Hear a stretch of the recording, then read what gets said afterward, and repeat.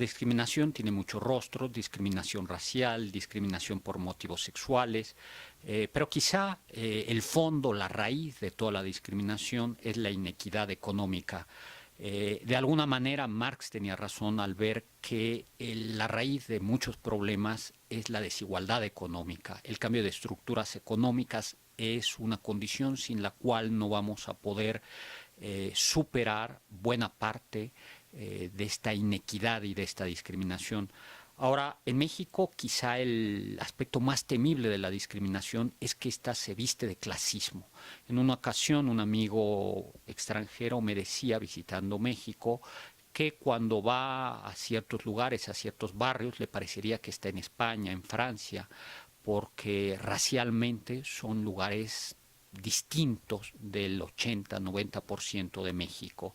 Y esto refleja una realidad que es impolítica, que es poco político. No es correcto decirlo políticamente, pero es una realidad, y es que hay una relación en México entre el color de piel y el nivel socioeconómico. México es un país racista, México es un país clasista. Clasismo y racismo van de la mano, y esto se refleja en unas prácticas de exclusión, en unas prácticas de modos de hablar, de referirse, de burlas, que hay que denunciar. Yo creo que la denuncia no es lo único que podemos, ni lo más importante, pero sí es el punto de partida. Para resolver un problema hay que visibilizarlo. Y aunque nos duela mucho, el racismo, el clasismo, la discriminación en México son un problema muy serio del que tenemos que hablar, y solo en la manera que sea visible podremos tomar acciones para superarlo. De adelanto lo que yo creo que va a ser la solución, o que tendría que ser, y es una educación pública de calidad que nos permita el acceso a otros niveles socioeconómicos. La movilidad social a través de la educación creo que es el instrumento esencial para poder superar estos rostros temibles de la discriminación, del clasismo, que todos de una u otra manera hemos sufrido. La arquitectura, como cualquier otra arte, siempre ha sido un reflejo de la sociedad en la cual se realiza, y probablemente la arquitectura sea de las más contundentes, y sin duda pues es la que impacto a más largo tiempo tiene. En la ciudad podemos ver la diferenciación de clases eh, muy marcada, siempre hacia el centro de las ciudades. Tenemos como los mejores servicios y la mejor disposición de los elementos arquitectónicos, y hacia las periferias tenemos cada vez pues los elementos que se van discriminando y que se van tomando como de menor importancia. En la arquitectura también podemos ver el ejemplo de pues de la discriminación por clase, por ejemplo, en las casas, habitaciones, residencias, donde siempre existe la zona de servicio, y la zona de servicio está relegada, está escondida, teniendo las peores cualidades espaciales. La distinción de clases eh, de acuerdo a la función que desempeña un grupo dentro de la sociedad. Igualmente, o sea, esta analogía con la arquitectura de la distinción de la función que desempeña un espacio dentro de su organización o su conjunto. Entonces siempre encontramos en la arquitectura espacios servidos y espacios que sirven. Y igualmente encontramos estas profesiones dentro de la sociedad, que son unas profesiones que son las que sirven a las otras. Y por poner un ejemplo, pensando en los trabajadores domésticos o los trabajadores de la construcción, albañiles, etcétera, que a veces sufren de discriminación por considerarse actividades vulgares en comparación con otras que se podrían considerar más nobles. Entonces, ahí podríamos tener discriminación, aunque también siempre creo que la discriminación puede ir en ambos sentidos. Puede ser que los de las clases bajas discriminen a los de las clases altas y los tachen infelices o de no honestos o insensibles. Y entonces ahí vendrían valoraciones morales o éticas. Entonces, lo que me queda muy claro es que hay distinción de clases y que la arquitectura lo evidencia.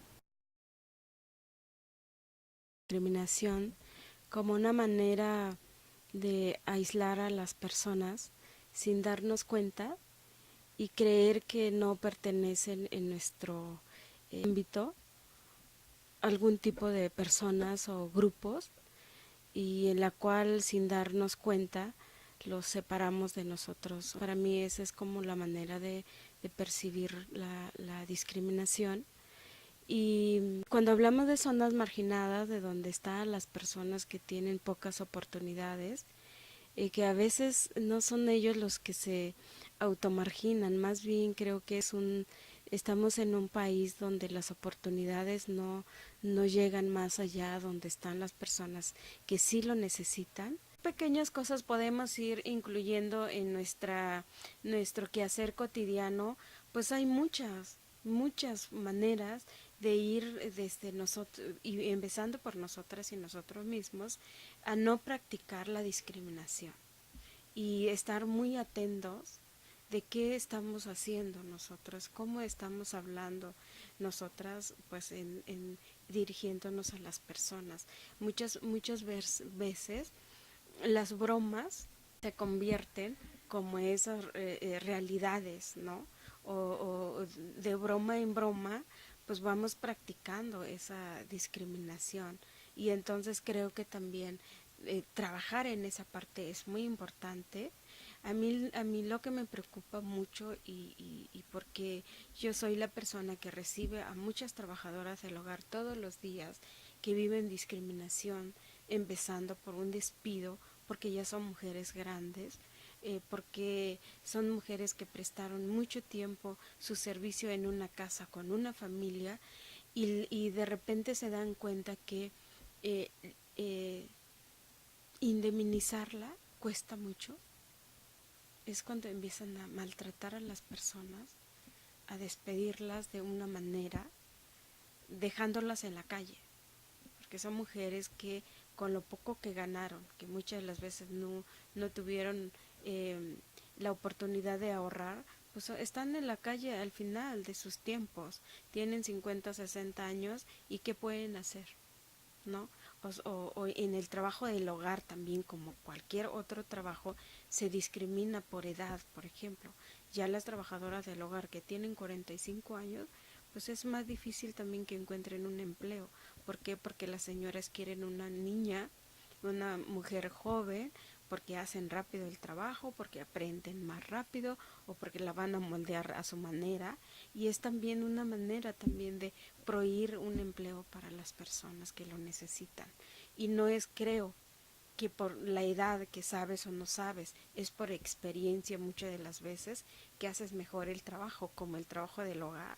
Las mujeres, la práctica las ha hecho expertas y son expertas en todas las cosas que se le encomienda en una casa. Entonces, simplemente que se discrimina porque son, por ejemplo, porque son gordas, que porque son esto y que porque son aquello, y entonces es una manera también que las señoras cuando hablan en nuestra organización nos dicen eso, no las quiero de tal edad, no las quiero gordas porque no saben, no alcanzan a hacer el trabajo que yo requiero, quiero que corran atrás de los niños, por ejemplo. Entonces también creo que es una manera de ir discriminando y marginando a a las compañeras que realizan esta actividad. Y bueno, ese es uno. Pasa mucho con otros empleos también, ¿no? Cuántas personas están buscando un empleo, pero también no lo toman porque el salario que reciben por ese tamaño de actividades, pues para nada corresponde. Entonces, creo que también eso es importante, irlo mirando desde nuestra práctica cotidiana, ¿no? Trabajadoras del hogar viven muchas fases de discriminación, empezando desde la cuestión legal. Las trabajadoras no cuentan con normas legales que pueda ser como respaldados sus derechos, ¿no? Entonces no tienen contrato, no tienen seguridad social, no tienen seguro de vida en el trabajo que realizan. Entonces también, porque no hay una ley que especifique claramente pues los derechos y las responsabilidades tanto de la empleada del hogar como de la empleadora. Entonces se mueven en una voluntad en que si le conviene a la señora, más bien en lo que le conviene a la señora, ¿no?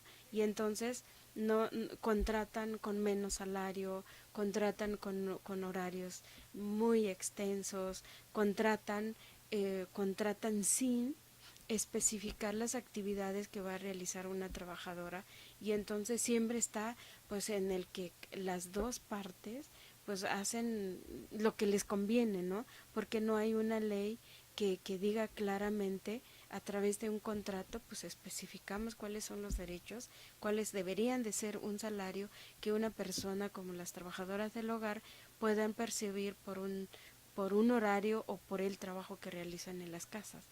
Por otro lado, las trabajadoras viven discriminación social por el cual, pues, cómo son nombradas por otras personas o por la sociedad, ¿no? Que muchas de las veces, en lugar de llamarles que son empleadas o trabajadoras del hogar, siempre les llaman las domésticas, ¿no? Y es una manera también de discriminar que a veces los abogados dicen, bueno, pues es que así dice la ley, realizan trabajo doméstico, pero también se puede ir cambiando pues estas maneras de cómo vemos que esas maneras en que están dirigidos o se les llama a los grupos, pues también son discriminación. Y para nosotras discriminación es llamar la muchacha, la doméstica y todos los nombres despectivos que en México se usa para dirigir a las trabajadoras del hogar, simplemente para minimizarla en sus derechos, porque para nosotras es eso. Llamarlas con nombres despectivos es eliminarles de sus derechos, ¿no? Entonces, para nosotras es la manera también que hemos ido trabajando para decir hoy las trabajadoras son trabajadoras del hogar, no son domésticas, no son todas esas maneras en el cual pues también muy cómodo les llamas porque también te sientes superior a ellas, ¿no? Entonces, creo que también es una manera de ir y pues erradicando la discriminación hacia los grupos. Las pequeñas cosas que tenemos que ir cambiando es eso, cómo promovemos la no discriminación desde nosotros y nosotras mismas, cómo también vamos educando a las familias, ¿no? Los hijos, que son los que a veces reproducen lo que ven. Queremos una sociedad igualitaria, si queremos una sociedad incluyente, tenemos que partir desde el hogar, ¿no? Desde el hogar donde se educan los niños. Muchas trabajadoras del hogar viven violencia desde los niños, porque repiten un patrón que ven, ¿no? Por ejemplo, la forma en dirigirse a las trabajadoras es como le dice a la señora a su trabajadora, no llamarla dignamente. Somos un grupo de personas que nos reunimos porque estamos preocupadas por los derechos de las trabajadoras del hogar. Este grupo lo conformamos empleadores y empleadoras. Somos una serie de personas que hemos platicado mucho sobre los derechos de las trabajadoras del hogar, sobre la diferencia tan grande que hay entre respetar y garantizar derechos, por un lado, y por otro lado, tener cariño por la trabajadora del hogar. Hemos visto a lo largo de muchos años el trabajo que ha hecho CASE y las trabajadoras del hogar con el liderazgo de Marcelina Bautista, y bueno, lo acompañamos y lo admiramos, pero nos damos cuenta que ese trabajo ha sido muy solitario para ellas, que han tenido el apoyo a algunas ocasiones de instituciones públicas, otras ocasiones de organizaciones, pero que no contaban con un grupo de empleadores que también encabece esta causa. Y bueno, convencidos de que tenemos que promover respetar y garantizar los derechos de las trabajadoras, es que nos hemos reunido este grupo de personas. Nos estamos conformando con la idea de dar a conocer cuáles son los derechos de las trabajadoras a otros empleadores, a otras empleadoras, con el objeto de sensibilizar sobre ellos, demostrar cómo es que sí podemos ya empezar a hacer algo, también con el objeto de acompañar las propuestas legislativas, las reformas que son necesarias para que los derechos de las trabajadoras sean garantizados por ley y no solo desde cada hogar. Y bueno, pues queremos llegar lo más lejos que se pueda, ¿no? Con esta idea. Creemos que en la casa es un espacio en el que se aprende todo. Y con la trabajadora del hogar, muchos de los niños es donde viven un clasismo increíble al interior de sus casas, ¿no? Ahí es donde se aprende que hay gente con más derechos que otros, que unos tienen más chance de descansar, de ir a mejores hospitales, de comer mejor, de divertirse más. Y bueno, si uno quiere hacer algo por este país, estamos convencidos también que el país que queremos comienza en casa y que desde casa es donde podemos tratarnos con la igualdad de derechos que habla la ley en su artículo 1, la Constitución.